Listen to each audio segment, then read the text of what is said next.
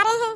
जब भाभी को पसंद ही नहीं है तो यहाँ रहने से कोई फायदा नहीं है, क्योंकि भाभी कब से यही पूछ रही थी कब जाओगी कब जाओगी। तो ठीक है मम्मी, अब मैं आज जा ही रही हूँ। तुम्हारी भाभी कौन थी कहने वाली कि कब जाओगी कब जाओगी? तुम्हारा जब तक मन करेगा तब तक यहाँ रहोगी। ये तुम्हारा घर है और तुम्हारी माँ भी जिंदा है। तुम्हारी भाभी न 3 में न 13 में, समझ गई कि नहीं? दीदी आप भी ठीक से सुन लीजिए, हमारे पर झूठा आरोप मत लगाइए। हम बस इसलिए कह रहे थे कि आपके बच्चे छोटे छोटे हैं, स्कूल जाते होंगे, आप उनकी माँ हैं, आपको उनकी जरूरत होगी। मैं इसलिए पूछ ली थी, मैं ये नहीं कह रही थी कि आप यहाँ से चली जाइए। अरे भाभी आप कैसी बात कर रही हैं? मेरे बच्चे इतने छोटे छोटे नहीं हैं, प्ले स्कूल में जाते हैं और मेरी मदर इन लॉ उनको बहुत अच्छे से रखी है। और हमारा जाना वहाँ पे इतना जरूरी नहीं है कि मेरे बेटे IAS की तैयारी कर रहे हैं कि मैं वहाँ पहुँच जाऊँ। और आप भी हमेशा अनर्गल बातें करती रहती हैं, हमेशा अपने मायके चुगली चपाटी लगाती रहती हैं, हम तो खुद सुनते रहते हैं। मम्मी हम सच कह रहे हैं, हम झूठ नहीं बोल रहे हैं। मम्मी कोई भी मोहल्ले टोले के लोग आ जाएंगे, भाभी हमेशा यही बात कहती रहती है, पता नहीं हमारी नंद कब जाएंगी, डेरा डाले यहाँ बैठी हैं, पता नहीं कब यहाँ से जाएंगी। दीदी आप मेरे पर झूठा आरोप मत लगाइए, हम बस इसलिए कहते थे कि आपके बच्चे छोटे छोटे हैं, आपको बच्चों की माया नहीं है लेकिन हमको बच्चों की माया है, हम ये सोच के बोलते थे। लेकिन आप मेरे पर झूठा आरोप लगा रही हैं। हम भी देख रहे हैं आजकल तुम अगल बगल मोहल्ले की बहुरियों से खूब दोस्ती यारी की हो, बैठ के परपंच होता रहता है। और हम देख रहे हैं मोबाइल का नंबर एक दूसरे से ली हो, यहाँ का बात वहाँ, वहाँ का बात यहाँ, खूब परपंच हो रहा है। हम तुमको साफ साफ बता दे रहे हैं, मेरी बिटिया के बारे में तुम परपंच करना बंद कर दो।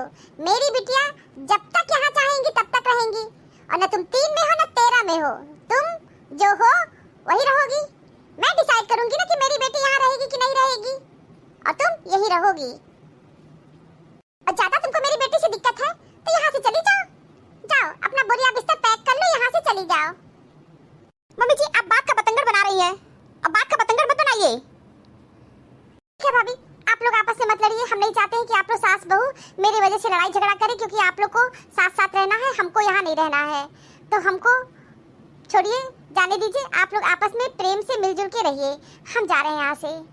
बस भाभी एक बात हमको समझ में आई है कि प्रेम नहीं है, रिश्तों में प्रेम अगर होता है ना तो कोई भी भाभी अपनी ननद के बारे में ऐसा नहीं बोलती है।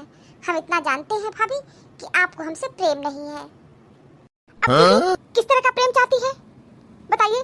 समय से आपको नाश्ता पानी खाना पीना सब कुछ देते रहते हैं, यहाँ तक कि आपका कपड़ा भी धुल देते हैं, फिर भी आप कह रही हैं हमको प्रेम ही नहीं है। बताइए, आप ही मुझे बताइए किस तरह का प्रेम चाहती हैं? आप बेवजह हमसे नाराज हो रही हैं और मम्मी जी का गुस्सा अलग 7वें आसमान पर है। आप बेड पर देखिए, क्या ये चाय मैं अपने लिए बना के लाई हूँ? नहीं, मैं आपके लिए और मम्मी जी के लिए बना करके रखी हूँ, लेकिन फिर भी आप कह रही हैं कि हमको प्रेम ही नहीं है। अब भगवान जाने आप किस तरह का प्रेम चाहती हैं, हमको तो समझ ही नहीं आ रहा है, लेकिन हमको बहुत दुख हो रहा है, बहुत कष्ट हो रहा है।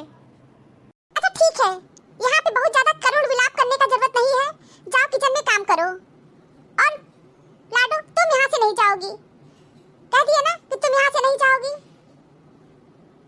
नहीं मम्मी अब मैं रेडी हो गई हूँ, अब मुझे जाने दो। वैसे भी मम्मी मुझे जाना तो है ही, आज नहीं तो कल, कल नहीं तो परसों मुझे जाना ही है, तो आज ही निकल जाती हूँ, भाभी को भी खुशी हो जाएगी। और मम्मी तुम भी चिल्लाओ लाओ मत, अपना बीपी हाई मत करो, मिलजुल के आपस में प्रेम से रहो। दीदी क्या हम लोग मिलजुल के रहेंगे? आग लगा के तो आप जा रही हैं मेरे पर झूठा आरोप लगा करके, और जानती है आपके जाने के बाद क्या होगा? मम्मी जी घूम फिर के यही कहेंगी, मेरी लाडो तुम्हारी वजह से चली गई, मेरी लाडो तुम्हारी वजह से चली गई। वैसे भी मम्मी जी बिन पैर सिर की बातें करती हैं, अब इनके पास एक मुद्दा मिल जाएगा। आपके भले के लिए बोले थे, अब तो भलाई का जमाना नहीं रहा कि आपके छोटे छोटे बच्चे हैं और छोटे छोटे बच्चों को माँ की जरूरत होती है। हम ये सोच के बोले थे, हम ये सोच के नहीं बोले थे कि आप यहाँ से बैग उठाइए और फौरन चली जाइए। नहीं दीदी हम ऐसा बिल्कुल नहीं कह रहे हैं आपसे। ठीक है अब यहाँ पे बहुत ज्यादा बहसबाजी मत करो। मेरी बिटिया का भलाई क्या चाहोगी? अपनी बिटिया का भलाई मैं चाहूंगी। बैग एक रखो, एक किनारे बैठ जाओ चुपचाप। माधुरी यहाँ कछाड़ा मार के तुम खड़ी मत रहो, देखो लड़ने के लिए क्या सुरसा की तरह अपना मुंह बनाई है। और एक बात और भी सुन लो, मोहल्ले में नाच नाच के पंचायत जो कर रही हो ना, ये सब बंद कर दो। हमको ये सब पंचायतबाजी पसंद नहीं है। तुम क्या चाहोगी मेरी बिटिया की भलाई? मैं जिंदा हूँ ना, मैं जब तक रहूंगी अपनी बिटिया की भलाई मैं चाहूंगी। और ठीक है, इतने छोटे छोटे बच्चे नहीं है, प्ले स्कूल में जाते हैं, उनकी सास है ना हट्टी कट्टी है, इनकी सास बच्चों को देख रही है। और मेरी बिटिया गलत नहीं कह रही है, तुमको प्रेम ही नहीं है। जब रिश्तों में प्रेम नहीं रहता है ना तो इसी तरह उल जुलूल बातें होती रहती हैं और तुम उल जुलूल बातें कर रही हो। पता नहीं किस तरह का प्रेम दिखाए। भाभी चाय तो आप रख दी है, लेकिन चाय के साथ पकौड़ी कौड़ी तो कुछ बनाई ही नहीं है। जाइए पकौड़ी बना के ले आइए। अब सुरसा की तरह खड़ी हो, मेरी बेटी पकौड़ी बनाने के लिए कह रही है ना, तो जाओ किचन में बनाओ पकौड़ी। हाँ भाभी जाइए पकौड़ी बनाइए, चाय के साथ पकौड़ी खाने में बहुत मजा आएगा। ठीक है जा रहे हैं। चेहरे पे तो कोई प्रसन्नता है ही नहीं, ऐसा शकल बनाई रहेंगी कि क्या कहें। अधरी अच्छा सोचा करो, अच्छी बातें दिमाग में रखा करो, दिमाग में कचरा भरी हो। जाइए ना भाभी, अब तो देखिए मैं रुक गई हूँ। हाँ भाभी अभी भी आप कह रही थी ना कि आप मुझसे प्रेम करती हैं, नाश्ता पानी देती हैं, तो प्रेम दिखाने का तो समय आ गया है, तो जाइए मेरे प्रेम में पकौड़ी बना के ले आइए। हाँ हाँ जा रहे हैं बनाने। माधुरी कैसी हो? हम ठीक है मम्मी। माधुरी इतनी उदास होगी क्यों बोली बिटिया, कोई बात हो गई क्या? नहीं मम्मी कोई बात नहीं हुई है। कोई बात तो जरूर हुई होगी, क्योंकि तुम्हारे घर में कुछ न कुछ तो होता ही रहता है। जब मम्मी जानती हो कुछ न कुछ होता रहता है तो क्या जरूरत है पूछने का। मेरे घर की राम कहानी वैसी ही है। और तुम्हारी सास ननद कहाँ है? मम्मी उन लोग की बात मत करो, पकौड़ी चाय दे के आ रही हो, ठूस रही है। तुम नहीं खा रही हो क्या? तुम्हारी सास ननद बहुत चटोरी है, चटोरी। अब ठीक है मम्मी, घूम फिर के सास ननद की बातें मत करो, समझ गई?